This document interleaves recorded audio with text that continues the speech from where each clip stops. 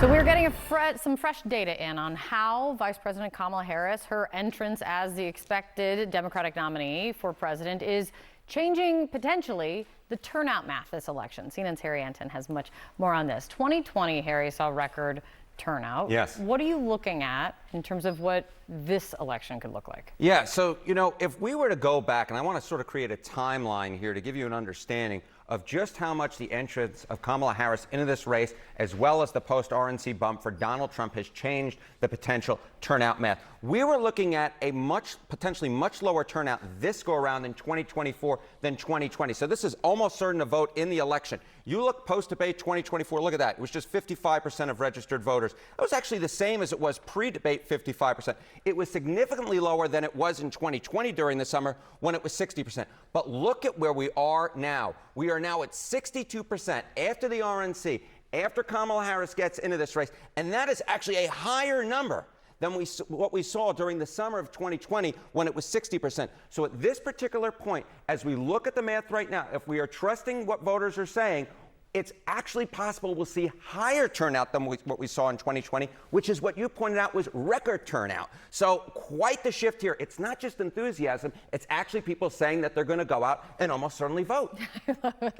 If you believe what voters are saying with that guy. If we don't, then this is all not going to work. Well, it's all funny money anyway. Yeah. Why? Why is it? Well, throughout this entire cycle, we've been pointing out that there were a ton of voters who disliked both Biden and Donald Trump. So pre-RNC, right? 20% in the New York Times polling, 20% in Ipsos polling. Look at where we are today. Look how dramatically these numbers have dropped. Look at this. New York Times down to 8% who say they dislike Harris and Trump. How about Ipsos? The same pattern, 7%. This is very different now than what we saw prior. It looks a lot more like 2020 when it was just 3% who disliked both major party candidates, and very much unlike what we saw in 2016 when it was 18% in the exit polls, which looked a lot more like what we saw earlier in the year. So the fact is, voters are much more apt to at least like one of the candidates, and I think that's part of the reason why voters are much more likely to turn out, because if you dislike both major party candidates, why actually turn out and vote? But that was what RFK Jr. was counting on. That were, I guess, on some level. That was what he was counting on. In fact, that was his core group of voters, right? Those who dislike both Joe Biden and Donald Trump. So what's happened to him now? Look at this. He was at 15% in December. He was at 10% post-debate. He has dropped all the way down to 5%. The fact that Harris and he is not happy with it. He is not happy about it. He is not happy about it. The fact that the voters actually do like one of the major party candidates really is devastating to his campaign. He might not even reach 5%. I wouldn't be surprised if he ended up with 2 or 3%. Not exactly a strong showing for someone who entered the race with some possibilities. Yeah, it's good to see you. Nice to see you. Thank you. John? All right, with us now is Congressman Mike Quigley, a Democrat from Illinois. Congressman, thanks so much for being with us. You spoke in your mind quite a bit the last month or so, and at times, I think, received a lot of heat for it. But I'm going to count on you to speak your mind again this morning, because most people we ask about who Vice President Kamala Harris should pick as a running mate, they say, oh, she'll make the right choice. Whoever she picks will be great. We have such a deep bench. You, though, I've been reading this morning, have suggested you maybe think Josh Shapiro of Pennsylvania would be the best pick. Why? No, let me say, I violate my own rule of speculation and such things. I'm for the home court bench, J.B. Pritzker's, because he led Illinois through such difficult times, and he really knows how to campaign. I speculated that if that wasn't the case and they were going to pick someone from a swing state, Pennsylvania is the one state you absolutely need to win in Democratic math. But I'm going to stay with my friend J.B. Pritzker. You have maintained your membership card as a Chicagoan. That aside, though, because Pritzker doesn't appear to be on the shortest of short lists here, but that aside, you say Pennsylvania is essential. Why? And what would Shapiro do for you there? He's popular east to west, and I think that's absolutely critical. I will say it's early, and we give way too much credence to who the vice presidential nominee is. I think they can do more harm than good. And frankly speaking, on the Republican side, I think their choice has borne out to be a big mistake. The fact that Trump has to defend him on a regular basis means that there's a problem. He's underwater on polling. He's got extreme values and statements on things like choice and climate change. So, if Trump was the smartest candidate, he would have picked someone to appeal to that middle. I just put it in context. Let's remember it's early. Trump won by 3 states, the total of 78,000 votes in 2016. In 2020, President Biden won in 3 states by less than 50,000 votes. These swing voters, these persuadable voters, I don't think we're going to change their minds till after November. After Labor Day. Yeah, you can't. After November is probably too late. But after Labor Day, I get what you're saying right there. Right. Congressman, you were one of the first and loudest sitting members of Congress to call on President Biden to exit the race. Criticized by some senior Democrats for that.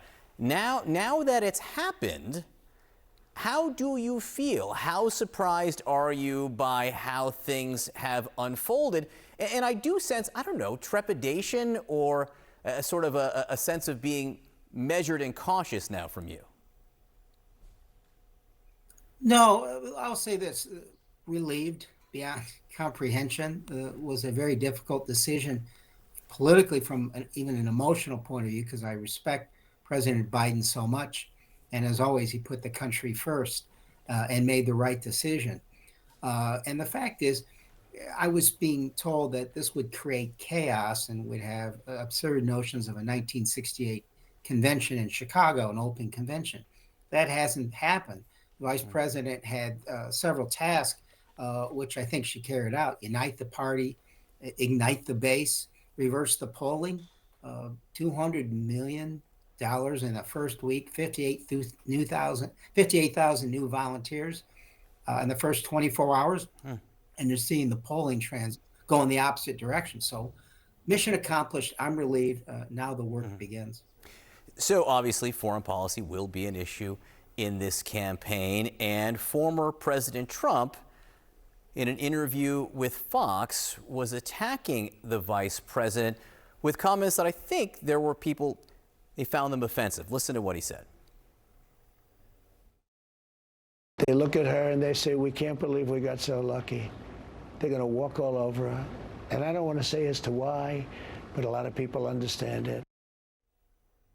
So he was saying that foreign leaders are going to think they could walk all over her. I don't want to say why, but people understand it. What do you think he means by that?